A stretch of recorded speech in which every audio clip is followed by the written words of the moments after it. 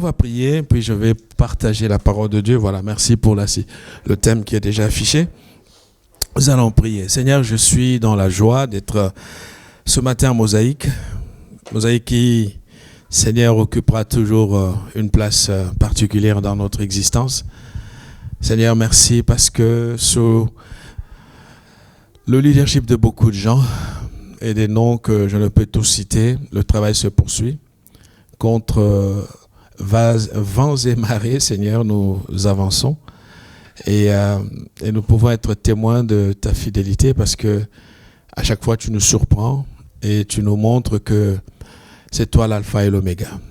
Ce matin, je suis ici avec une parole que je pense recevoir de toi et pour laquelle je prie que pendant que je la partage, Seigneur, tu puisses vraiment nous consoler, nous édifier, que tu puisses nous aider à comprendre c'est quoi le service, c'est quoi cet amour que nous avons pour toi et comment traduire concrètement la foi. Seigneur, merci de diriger les choses par la direction de ton Saint-Esprit et que toute la gloire te revienne. Au nom de Jésus, Amen. Et je bénis aussi notre Américain préféré, notre Américain français préféré, donc que nous aimons beaucoup, mon très cher ami Brian qui est un homme de Dieu remarquable. Que le Seigneur te bénisse, Brian. Maintenant, il faut lui parler qu'en français. Pas un mot d'anglais parce que, vous savez, il obtient des diplômes ici terribles. Donc, c'est un homme brillant. Prenons la parole de Dieu dans le livre de Corinthiens. Ce matin, je propose ce message parce que je crois que nous sommes tous, à un moment ou à un autre, confrontés à des questions personnelles où on se dit est-ce que Dieu m'entend? Est-ce que Dieu me voit? Est-ce que Dieu m'écoute? Et ça, c'est un fait pour chacun d'entre nous, que l'on soit nouveau dans la foi ou que l'on soit expérimenté dans la foi.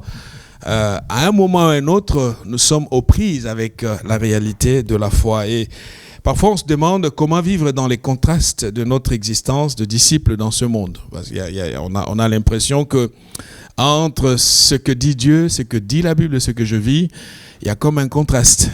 Pourtant, je n'ai pas forcément commis un péché, je n'ai pas forcément été loin du plan de Dieu, mais ce que je vis va à l'encontre de mes convictions. Comment réussir à garder la foi en Dieu quand nous exhortons les autres à s'attacher fidèlement à lui alors que nous-mêmes, nous ne voyons pas toujours la main de Dieu.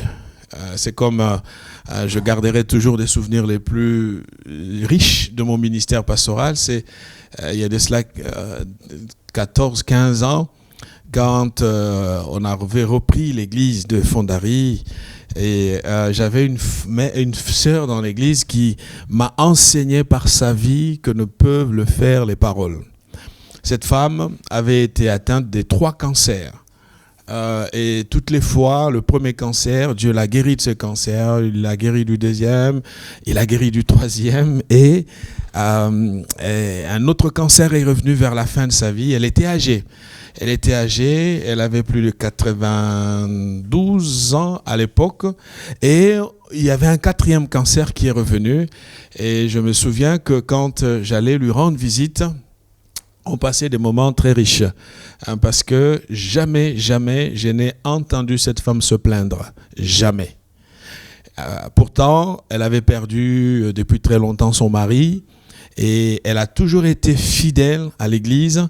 Quand elle ne pouvait pas, du fait de son âge, être présente physiquement à l'église, c'est à moi qu'elle remettait sa dîme pour que je la remette au trésorier de l'église. Et je peux vous dire, cette femme était fidèle dans toutes les petites choses. Elle n'habitait pas un château, elle habitait dans une cité HLM à Nanterre et quand vers la fin de sa vie, un 4e cancer lui a été diagnostiqué, je la voyais, je parlais avec elle.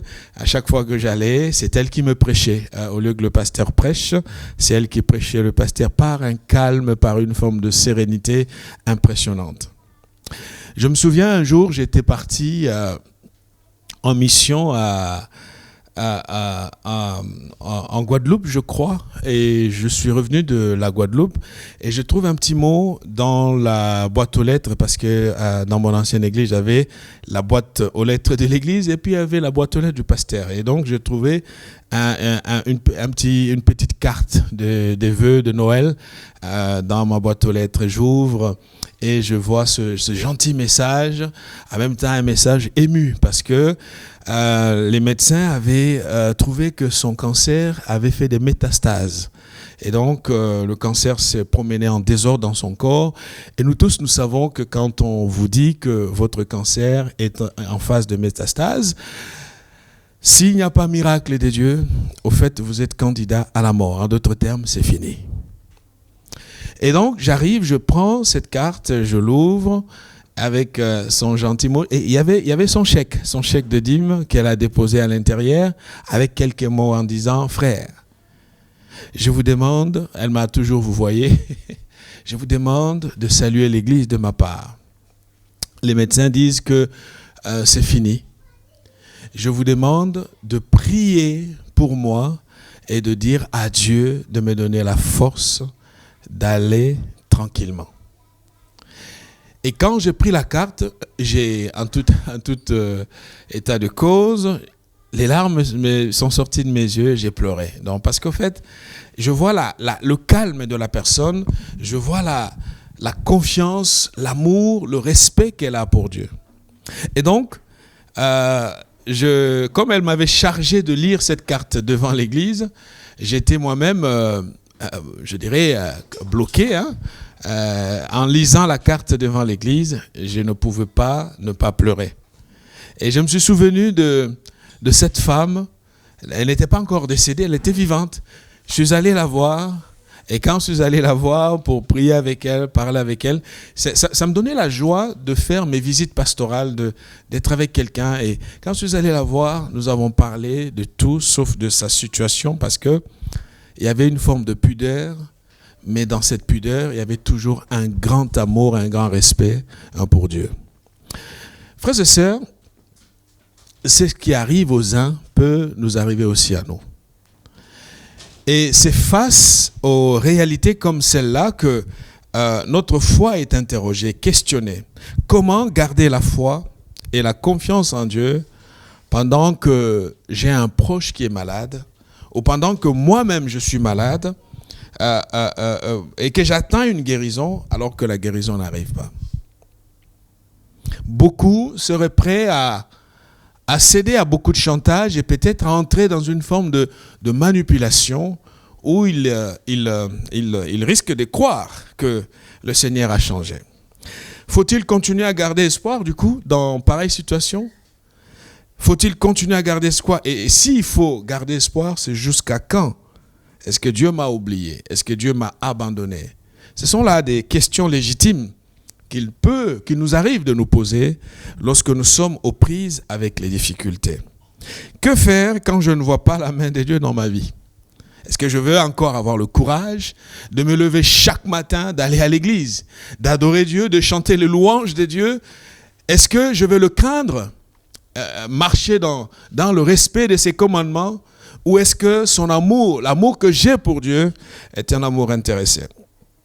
Chers amis, comme vous, je suis conscient qu'il y a un malaise. Un malaise qui est réel quand notre vie est face aux situations difficiles. D'où le thème que je vous propose, vivre malgré les contrastes de la vie. Nous sommes appelés à vivre malgré ces contrastes. Nous sommes appelés à avancer malgré ces contrastes. Et la personne qui le dit le mieux avec ces paroles, c'est l'apôtre Paul, le texte que vous avez sous les yeux, dans 2 Corinthiens chapitre 4, les versets 7 à 10. Je prends l'exemple de Paul pour que nous soyons conscients que ce qui nous arrive est aussi arrivé à d'autres personnes. Et que nous n'existons pas sur une nouvelle planète. Nous sommes et nous partageons la vie sur la planète Terre où sont tous les humains aux prises avec les difficultés. Paul dit ceci.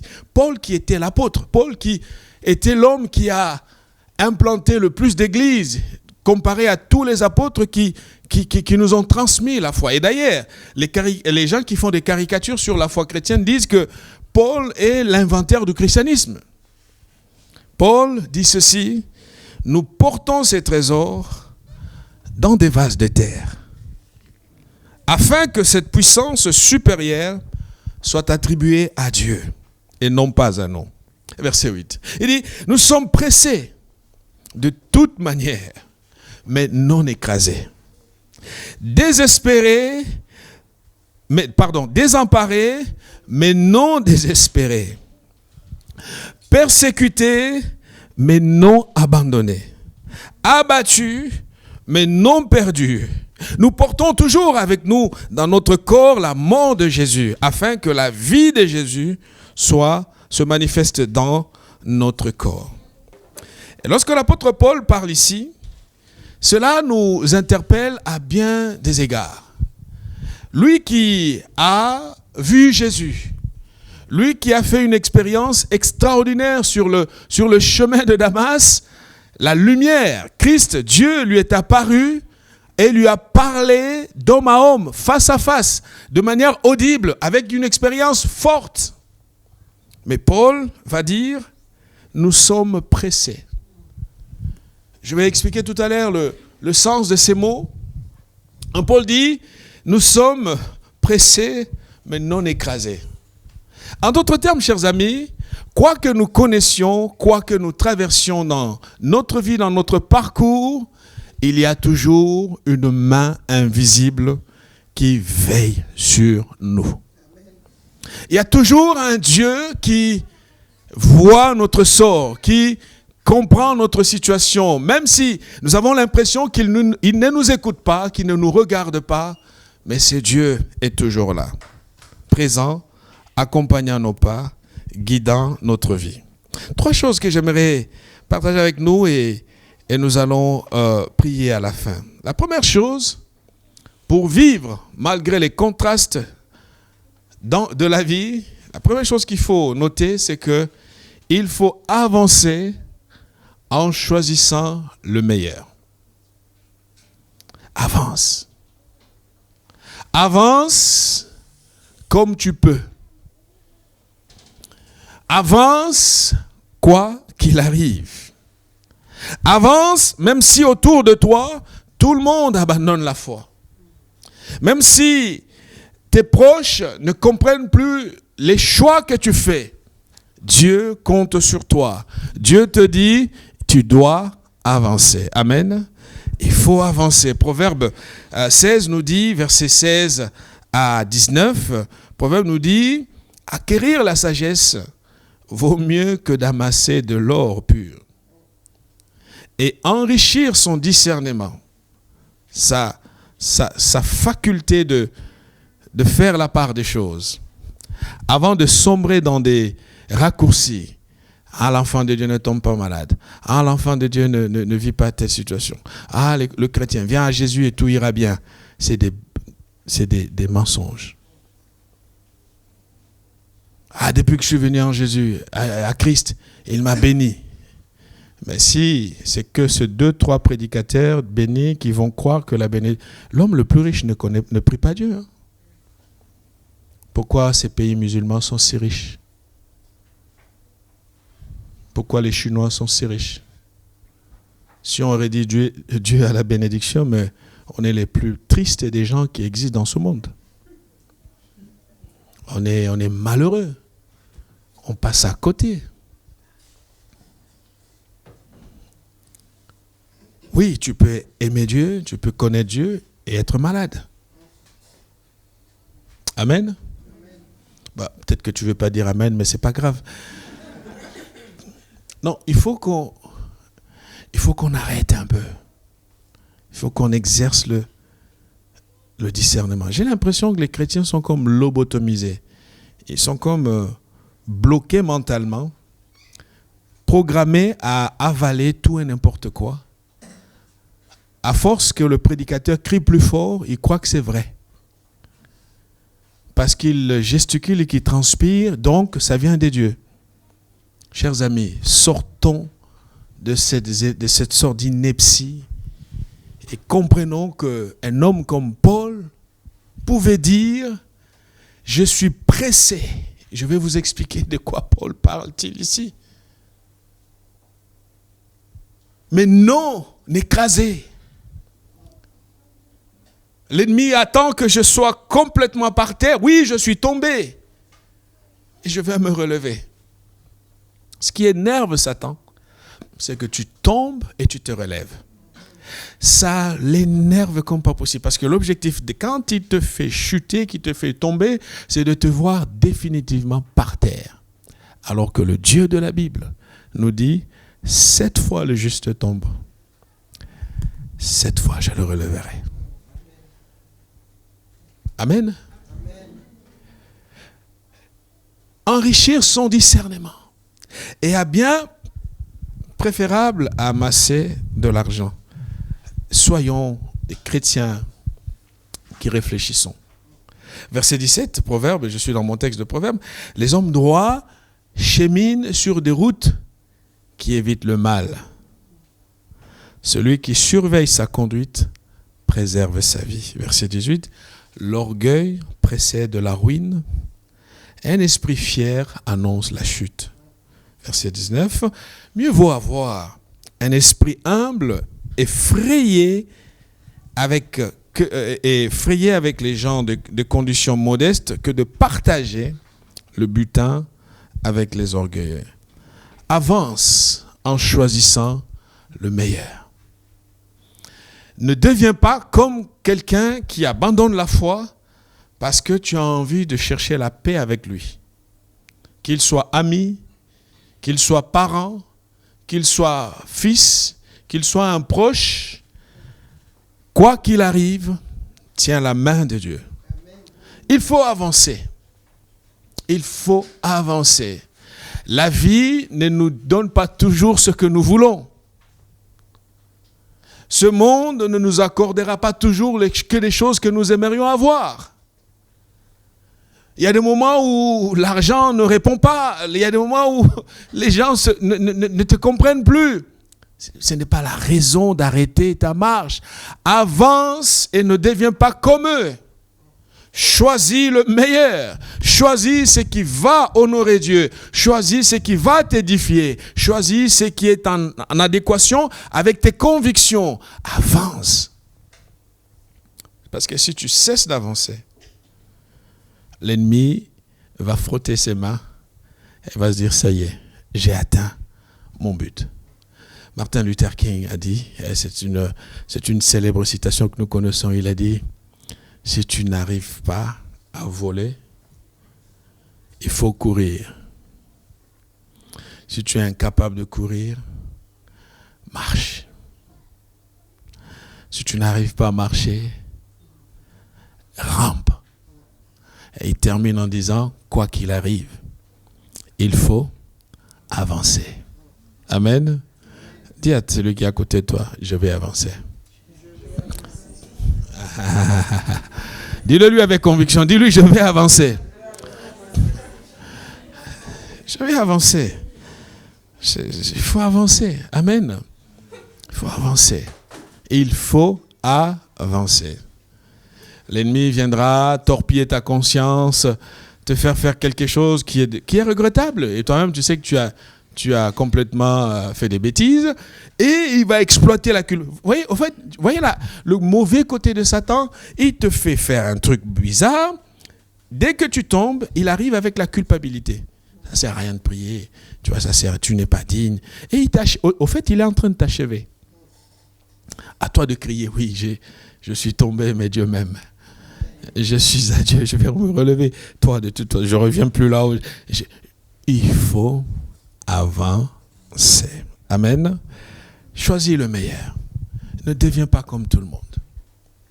Lorsque Paul traverse ces situations difficiles, il aurait pu dire, mais attends, c'est quoi cette vie? j'arrête tout. Mais Paul dit non, je ne peux pas arrêter.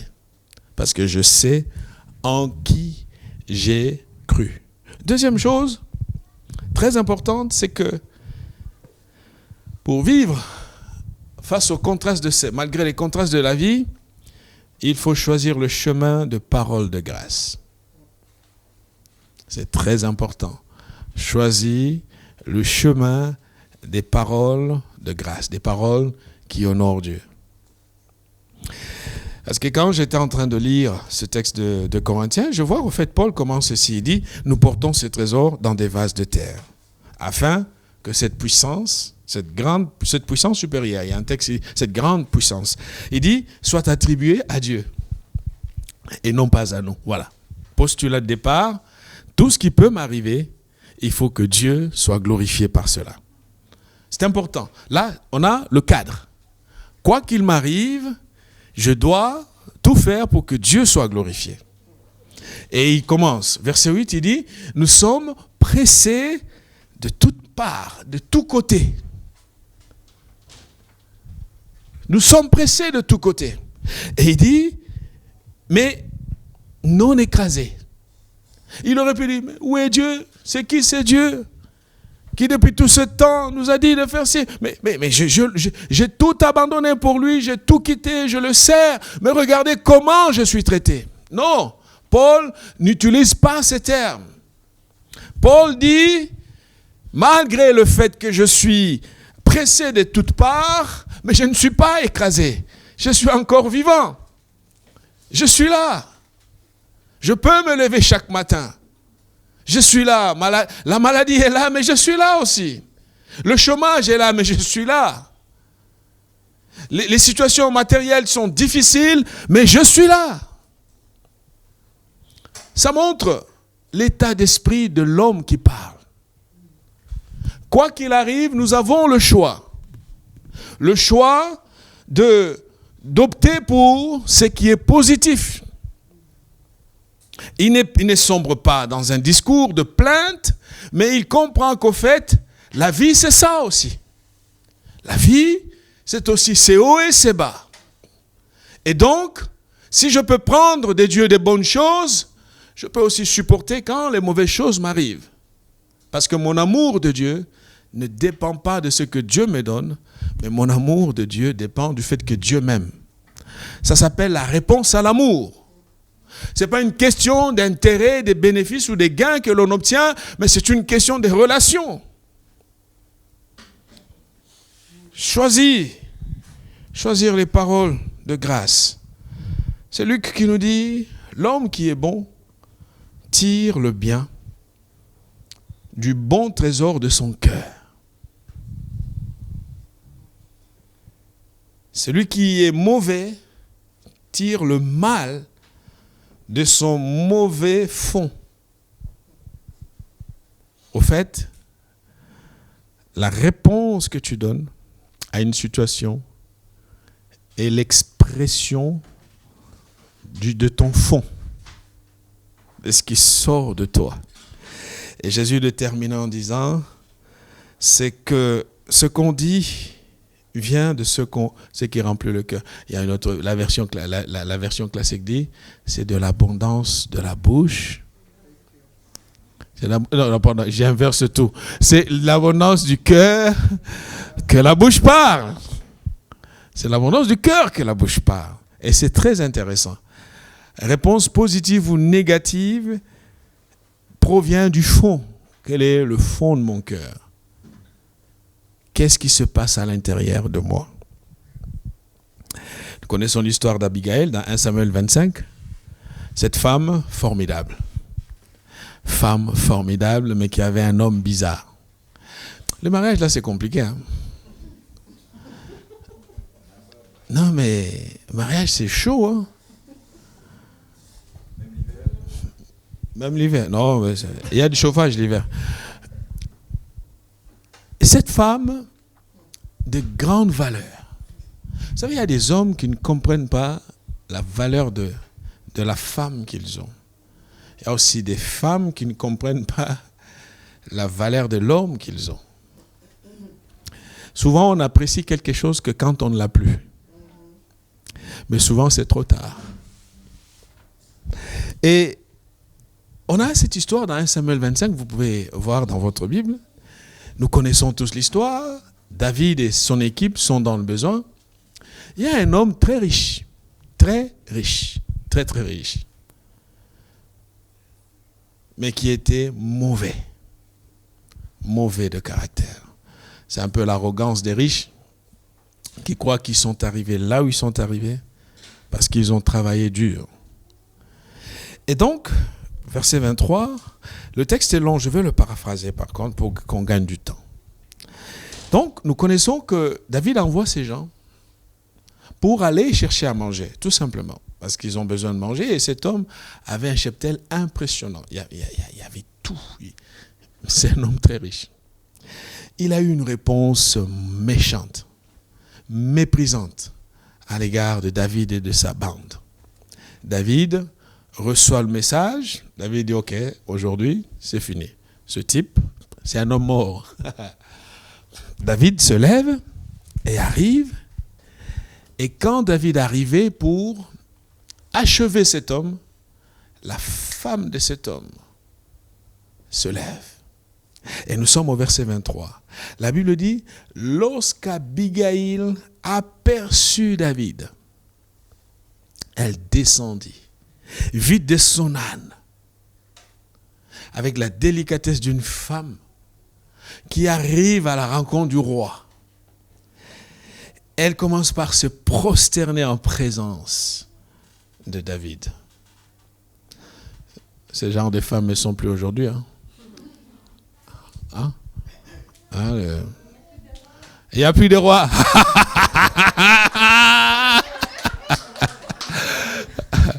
Wow, ça, je ne m'attendais pas à celle-là.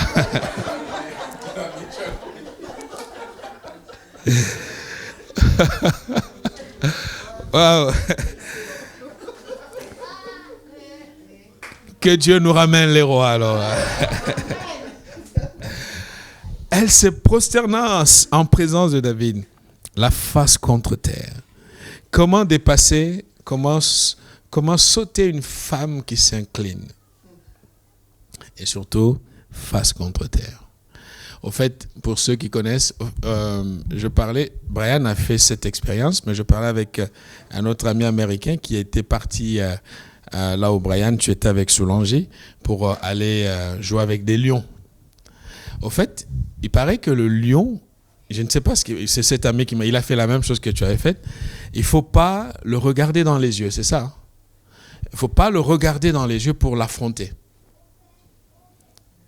Et même des gorilles, des immenses gorilles dans le parc de Virunga, quand le gorille arrive, le grand là, il peut te déchiqueter comme ça, comme un papier. Quand il s'approche, les gardes forestiers s'inclinent. Il ne faut pas le regarder dans les yeux. Si tu t'inclines, il te laisse.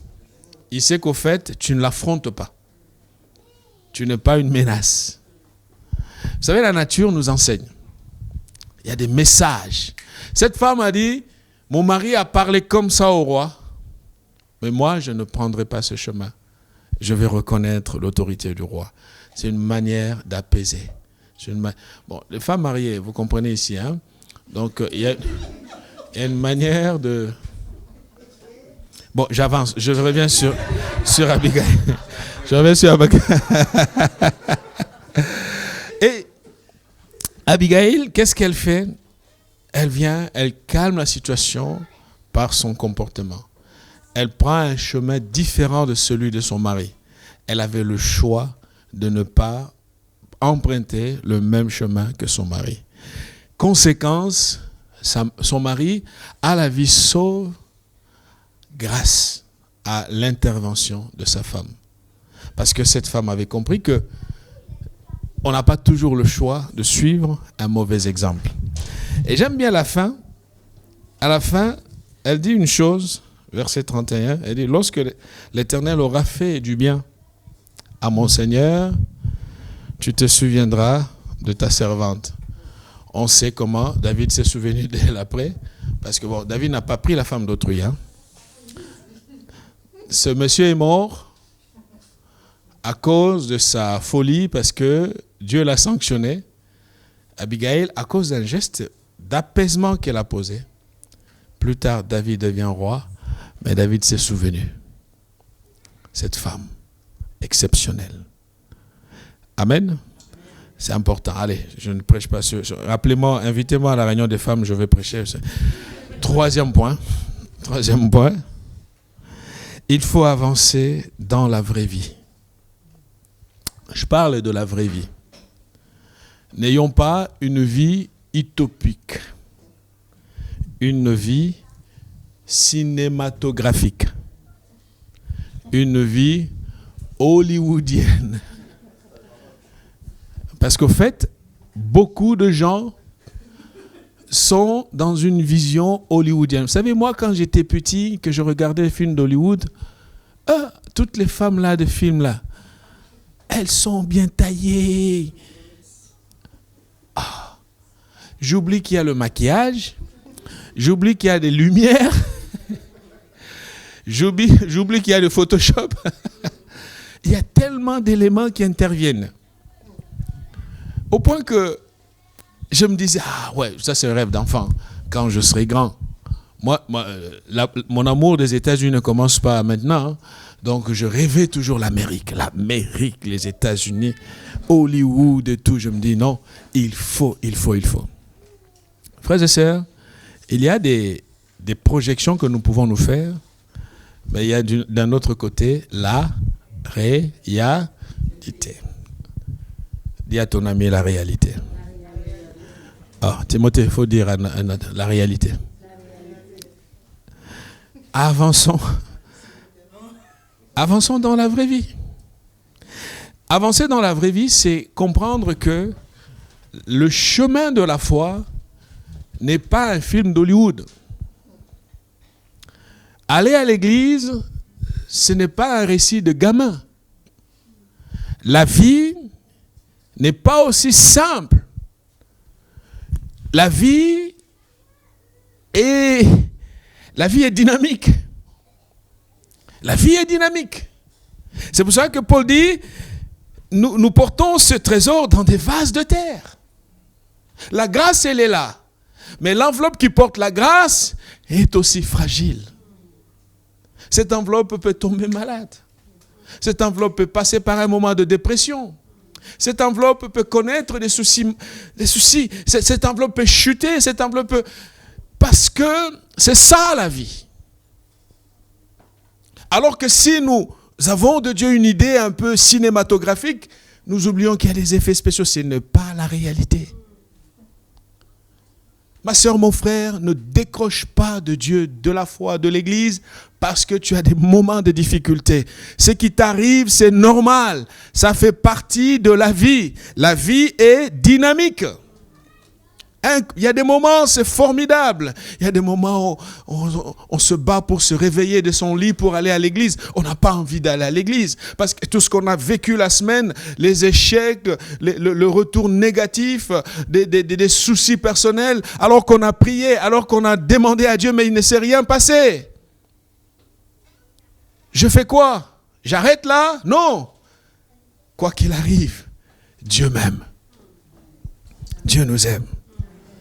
Soyons dans la vraie vie. Dans la vraie vie, c'est comme quelqu'un, je ne sais pas si c'est ma fille qui me le disait, quelqu'un me disait, oui, mais j'aurais aimé continuer à être enfant. Mais c'est vrai, quand on est enfant, c'est bien. Hein? On fait des choses pour nous. Mais quand on est adulte, c'est chaud. Il faut affronter ses factures, il faut les payer, il faut se lever le matin, il faut le faire. Même quand on n'a pas envie, on le fait. Paul parle de 4 choses. Je vais les expliquer et nous allons prier. Premièrement, il dit, nous sommes pressés de toutes parts, mais non écrasés. J'aime la précision. On est pressé. Le terme qu'il emploie ici par nous sommes pressés, c'est l'image qu'il prend de l'armée. On est dans un moment de guerre. Vous avez un général qui mène des opérations, sauf qu'en face de lui, il y a une plus grande armée. que la sienne. Et donc, au milieu de cet affrontement, il y a un combat terrible. Et de toutes parts, ils sont cernés, encerclés. Et ils attendent qu'il y ait capitulation pour que la guerre s'arrête. Mais par un effet de miracle, par la main invisible de Dieu, il n'y a pas de capitulation. C'est pour ça que j'aimerais dire à l'ennemi ce matin, quoi que tu fasses, j'avancerai. On n'est pas écrasé. L'ennemi n'arrive pas à te coincer et à t'abattre définitivement, parce qu'à chaque fois qu'il est sur le point de le faire, Dieu vient te sortir de là, la main de Dieu te tient. Et toi-même, quand tu te réveilles, il y a une louange dans ton cœur en disant, Seigneur, je te rends grâce. Ne vous est-il pas arrivé de vous retrouver dans une position complètement délicate? Tu te dis, mais je ne sais même pas comment je suis sorti de là. Dieu est avec moi. C'est la preuve que sa main nous conduit. Deuxième chose, il dit désemparé, mais non désespéré. Ici, le terme désemparé que Paul emploie ici, ça montre que nous sommes perplexes. Il y a des moments où je ne comprends plus Dieu. Ça vous est jamais arrivé? Tu ne comprends pas Dieu. Tu ne comprends pas la Bible. Tu lis, la Bible dit 1, 2, 3, tu fais 1, 2, 3, et puis il n'y a rien. Donc, je te dis, mais est-ce que c'est vrai ou c'est faux? Non, c'est toujours vrai. On passe par des moments où on est perplexe, des moments où on est déconcerté, on est perdu, on est incapable de voir la voie à suivre. Mais ce qui est bien, même dans notre confusion, Dieu est là. Dieu est là. Même dans notre désespoir, il est là. Troisième chose, Paul dit, persécuté mais non abandonné. Le terme persécuté, le verbe grec ici que Paul emploie, parle d'harcèlement. Vous êtes comme poursuivi par ces voix qui vous parlent dans la tête. Tu es rien, tu ne feras rien. Regarde ta famille, regarde d'où tu viens, regarde le quartier dans lequel tu es. Oui, on nous a parlé de Méphibosheth tout à l'heure, mais même si je suis dans la banlieue la plus reculée, Dieu est capable d'envoyer des émissaires me chercher. Le roi tout-puissant est capable de me distinguer. Paul dit persécuté, harcelé de toutes parts. Harcelé la nuit, harcelé le jour, harcelé dans son sommeil, harcelé par des démons, harcelé par des humains, harcelé par des gens, mais le miracle de Dieu ne me quitte pas. Dieu est là. Ma soeur, mon frère, sache que Dieu a toujours son regard sur toi. Dieu veille sur toi, Dieu te connaît, Dieu t'aime, quoi qu'il arrive. Et quatrièmement, il dit abattu mais non perdu. Il peut arriver, Paul admet ici le fait qu'il y a des moments où on est vraiment abattu. Et ça arrive. Amen. Ça arrive. Ça arrive, il y a des moments où on est abattu. L'idée, c'est celle d'un soldat qui est blessé. Ça arrive. La vie c'est une guerre. Dans un combat, même si, allez, bon, je vais pas créer des problèmes, même si Fury a gagné contre Ngannou, mais il y a des coups que l'on reçoit. Allez, on va laisser cet exemple plus moderne. Même si tu gagnes, mais tu reçois aussi des coups. Donc il y a l'idée d'un soldat qui est blessé. La guerre, on remporte la victoire finale, mais il y a aussi des blessés. Paul dit ici, il prend cette image-là de quelqu'un qui a reçu un coup fatal. Pam, et puis, par terre. Ne reste pas par terre pour toujours. Ne reste pas à terre pour tout. Relève-toi. Relève-toi. Ce qui compte, c'est la fin de la course. Relève-toi. Apprends de ce qui t'est arrivé, cours la course, parce que Christ n'est pas encore de retour. Ce qui va compter, c'est la fin. Voilà pourquoi, ce matin, j'ai voulu prendre cette parole pour nous aider à comprendre que la vie n'est pas un film. Soyons pas dans une vision un peu romantique de la foi chrétienne. Ah oui, et puis on est comme dans un conte de fées, on y va. Non, la vie est rude. La vie est difficile. Que je me réveille malade ou pas, j'aime Jésus. N'oubliez pas l'exemple que je vous ai partagé de cette sœur qui m'a appris beaucoup de choses. Et on grandit dans le ministère quand on a des gens comme ça. Pas quand on est face à des gens qui font du commerce qu'autre chose. À des gens qui sont là pour leur poche et leur ventre et qui racontent des bêtises aux gens. La vraie foi n'est pas romantique. La vraie foi, c'est la vie, la foi dans la vraie vie. Des hauts et des bas, mais Jésus même, il est là. Il est le même hier, aujourd'hui et éternellement. Pourquoi cela? Paul dit, le trésor que nous le portons dans des vases de terre. Nous sommes fragiles. Nous sommes fragiles et malgré notre état de fragilité, le roi a fait son choix sur nos vies. Pour cela, 3 choses à ne jamais oublier. La première, avance en choisissant le meilleur. Avance. Choisis le meilleur. Deuxième chose, choisis le chemin des paroles de grâce. La vie et la mort sont au pouvoir de la langue. Quoi qu'il t'arrive, dis des bonnes choses. Vois les possibilités des dieux. Même dans les larmes, pleure avec la proclamation de foi. Regarde, dis à Dieu, Seigneur, aide-moi à voir ce que tu vois dans mon désarroi. Et troisième chose, en avançant, comprends que nous sommes dans la vraie vie. La vraie vie, elle est rude. Elle est tout le temps un mélange de tout. C'est ça, la vraie vie. Donc, pas de romantisme coupable. La vie n'est pas un cinéma d'Hollywood. La vie, c'est la vie. Et que Dieu vous bénisse. Nous allons nous incliner à prier.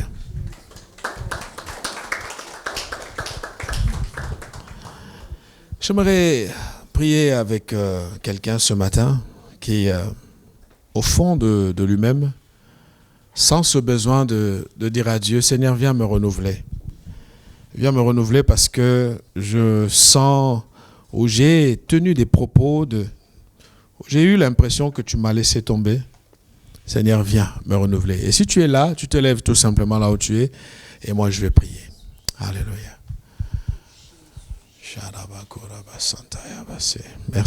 Merci beaucoup. Alléluia. Lève-toi là où tu es, juste en te levant, Dieu interviendra pour toi. Alléluia. Merci beaucoup. Seigneur, tu vois nos bien-aimés qui sont debout. Ils ont compris que nous sommes dans la vraie vie. Cette vraie vie qui peut nous apporter à la fois des bonnes comme des mauvaises choses. Pour cela, nous n'allons pas te juger pour ce qui se passe. Parce que ce qui nous arrive aujourd'hui est arrivé à Paul, est arrivé à Daniel, est arrivé aux autres.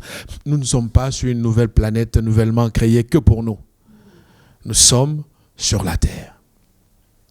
Nous sommes dans ce monde qui pleure, comme dit Paul. Dans ce monde qui gémit, qui lance des gémissements. C'est ce cri qui exprime la douleur. Ces cris qui traduisent le mal-être, le malaise. Et nous sommes dans ce monde-là.